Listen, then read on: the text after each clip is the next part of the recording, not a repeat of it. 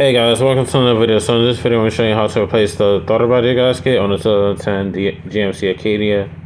So we're going to remove the oil caps to remove the beauty cover.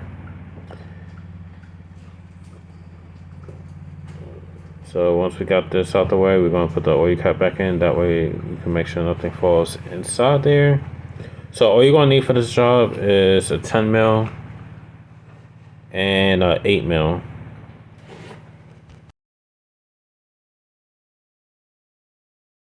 I come at the end of the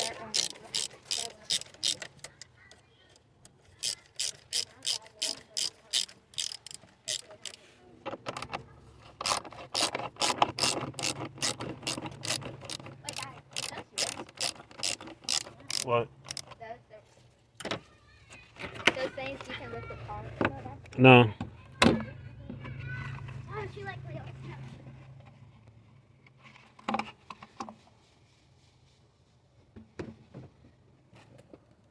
Alright, so now we're going to use the 10 mil and we're going to undo the 4 bolts that's holding the throttle body to the intake manifold. I can't keep running around.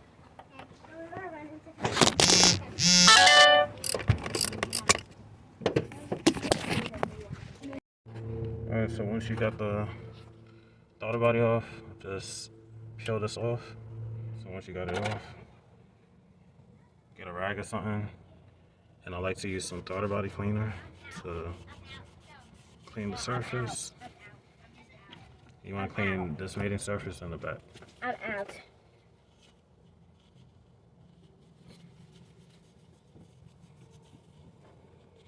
Then clean the back side of the throttle body as well.